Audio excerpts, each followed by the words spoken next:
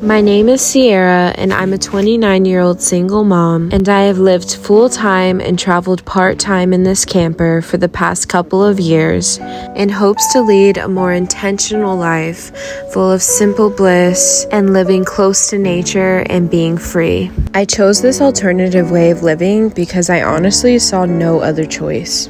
I'm the type of person that would literally die inside if I had to devote my life to a career that doesn't fulfill me or care about me, and if I couldn't live in a way that honors my cyclical rhythms and my nervous system.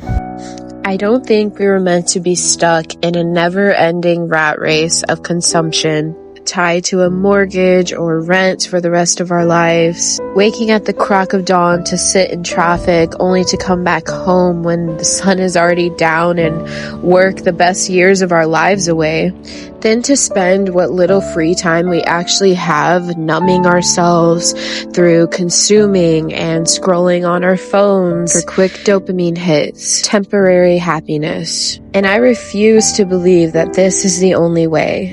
In fact, I am proof that it's not the only way. When I am living on the road at free public campsites every 2 weeks and being so immersed in nature, I am living in true alignment. And while of course I still have to work to pay the bills, my bills aren't that much because I don't have to worry about rent or utilities. So that means I can work less and I get to spend my days like this. I just took a shower and I feel so good. The afternoon, it's a Thursday afternoon. I don't have any more work for the week, and we are about to go do a hike I've been so excited about. It's really so short. I think it's like 0.2 miles, and it leads to like a waterfall in the canyon. So yeah, let's go. We spend our days living in tune with and connected to nature, almost losing all concept of time because we don't have to rush off to school or work.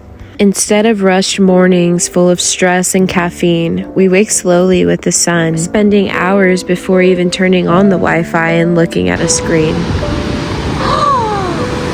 Oh my god! Because our power is limited while living off-grid and we are dependent upon solar and how much sun we're getting in a given day, we live very intentionally and everything just happens more slowly. If we want a hot drink in the morning, I have to boil the water on the stove. We even have to do this for when we want to take a hot shower. Heating up food is mainly done through steaming on the stovetop rather than through a microwave or an air fryer. We shut our Wi-Fi off after sunset, so our evenings are typically spent reading by candlelight, drawing, or meditating, and going to bed early.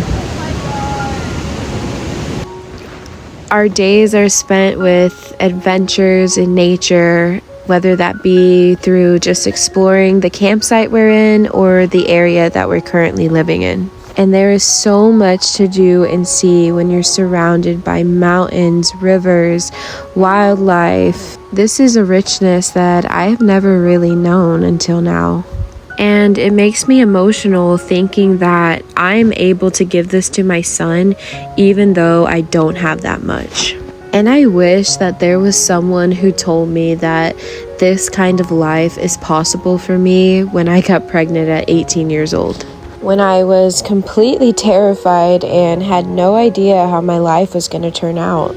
I think because of that uncertainty, along with becoming a single mom at 19, really kind of made me go into this mindset of just hustling and pushing through and doing what pretty much everyone thought is aligned with a successful life. So at that time, I moved back in with my parents and went to college, and they supported me pretty much throughout that entire time because the goal was to give my son a better life. But after graduating, I developed moderate to severe anxiety, and my entire life changed as I knew it.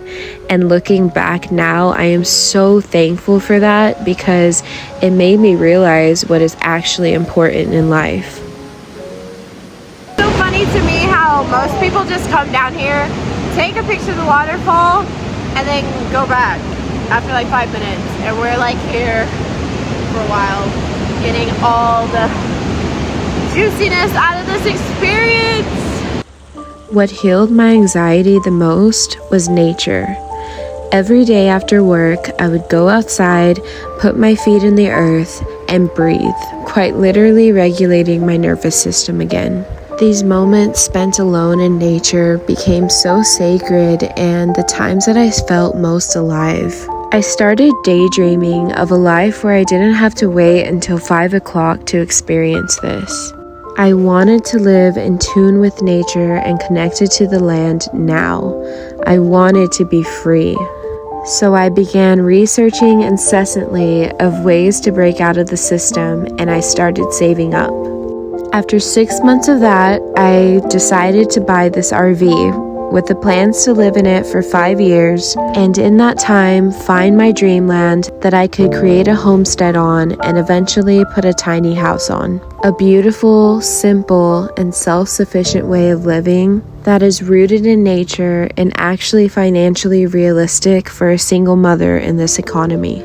Well, it's been 2 years now, and while I'm not quite where I want to be financially or with finding my land, I am on the path, and the path so far has been so worth it. So I guess this video is for the fellow dreamers and earthy souls who envision a different life for themselves than society has expected of them. I want you to know that while it doesn't happen overnight and it takes planning and preparation and a lot of hard work, a different, more aligned life is possible for you. If you have the courage to break free from the attachments and conditioning of the life you think you're supposed to lead and instead choose the one that is meant for you to live.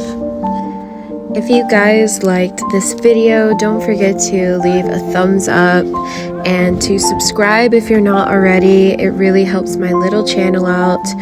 And let me know if you like videos like this where I'm just yapping away about things that I could talk about forever. I feel like there's so much more that I could say on this topic, and yeah, I kind of like doing these videos where I'm just talking. I hope you guys are having a wonderful new year and remembering that the season is about rest and reflection. So don't feel pressured with resolutions and all of that. Remember, you are meant to blossom when everything comes back to life in the springtime. Wishing you plenty of deep rest for the rest of the winter season, and I'll see you next time.